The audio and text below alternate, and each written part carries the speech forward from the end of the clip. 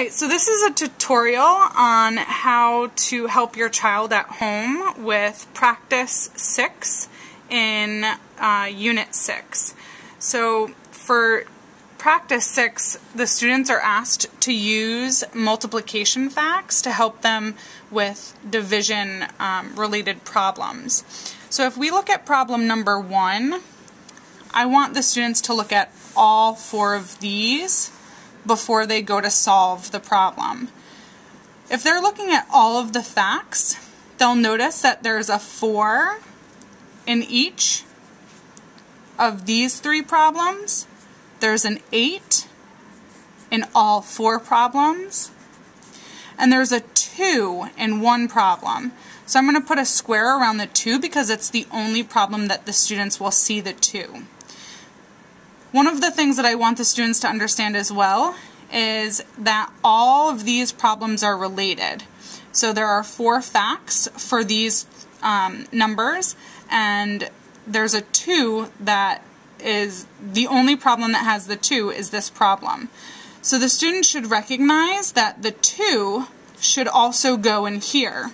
So if the students place the 2 in this problem, they could see 4 times 2 equals 8. Instead of having your child stop right there, make sure they're drawing 4 groups and have them put 2 in each group.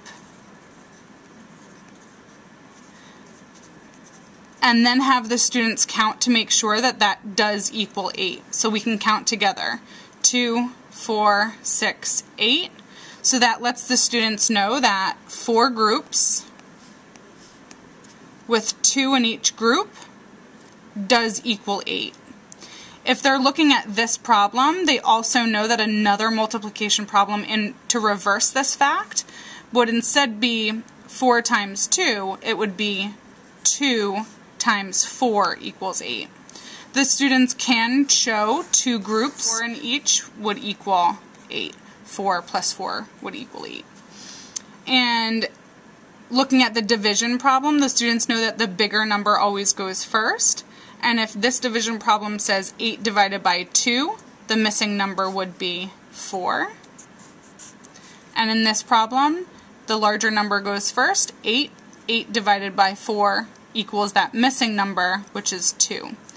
So the main thing to show the students is that there is one number that's going to be found in only one of the problems. The others will show up in more than one. So 4 shows up in more than one problem, 8 shows up in more than one problem, the 2 only shows up in one problem, which gives them the hint that that's probably the number that goes into the missing blank.